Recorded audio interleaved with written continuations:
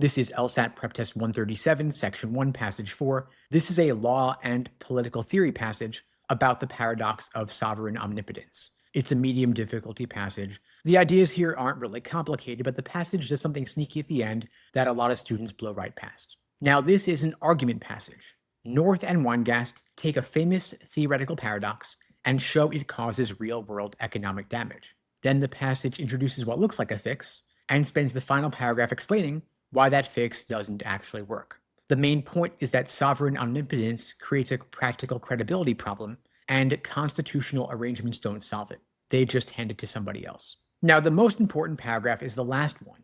Everything before it builds a story that feels like it's heading toward a resolution, and the last paragraph kills that resolution. If you coast through it, you're going to misread the whole passage. Now, paragraph 1 is pure setup. Can a sovereign have unlimited legal power? If it does, it can also give that power away, which means it doesn't really have unlimited power, and that is the paradox. Get the logic, then move on. The test doesn't care whether you can explain the paradox step by step. It cares what North and Weingast do with it. Now, paragraph 2 is where the argument actually starts. Social scientists already knew about this paradox.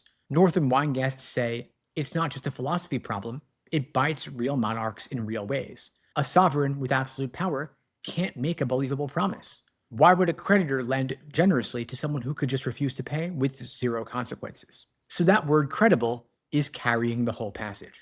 Everything that follows comes back to whether a sovereign can make commitments people actually trust. Now, paragraph 3 is the evidence. English and French monarchies needed huge amounts of money, but nobody trusted them. These monarchs had a track record of seizing wealth, ignoring debts, and breaking deals. And so creditors charged them more than they charged ordinary wealthy people. Now, you want to read this paragraph for the pattern, not the details. Its job is simple: to prove that the credibility problem was real and expensive. You don't want to get bogged down in the examples here. Now, paragraph 4 feels like the turning point. The Glorious Revolution of 1688 created a constitutional settlement. Parliament took control of the money. Parliament represented commercial interests, so it wouldn't tolerate the crown cheating creditors. Now the crown could borrow cheaply because lenders believed the commitments would stick. So this paragraph might read like a success story because it sounds like the problem got solved, but you want to hold on to that thought. Because in paragraph 5, they pull out the rug. North, Weingast, and others argue that limiting sovereign power through constitutions is a good thing, but the passage says these scholars overlook something. The Glorious Revolution didn't get rid of the paradox, it just moved it. The crown used to have unlimited power and couldn't credibly commit. Now Parliament has that same unlimited power. Parliamentary sovereignty, the idea that Parliament controls the extent of its own legal authority, is baked into England's unwritten constitution. And so the exact same paradox applies. Different institution, same problem. That is the key move. The fix was a relocation, not a solution. And if you miss that turn at the end of paragraph 5, you're going to think this passage is pro-constitutional reform, but it's not. It is skeptical. The author thinks scholars have been too quick to celebrate constitutional limits without noticing that the underlying problem just got passed a law. And the main trap is exactly that. Paragraph 4 is so convincing as a resolution that students lock in on it.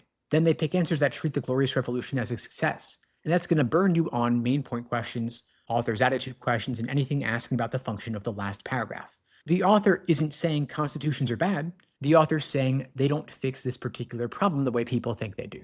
And by the way, one more thing you want to watch here. This passage has 2 layers: the theoretical paradox and the practical consequences. The paradox is the logic puzzle in paragraph 1. The practical problem is about creditors and lending and trust. The test is going to offer you answer choices that blur these 2 things together, but you got to keep them separate. North and Weingast care about the practical side, and the paradox is just their starting point.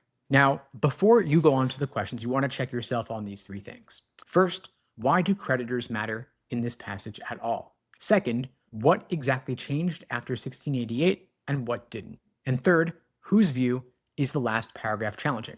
And what is the specific blind spot it's pointing to?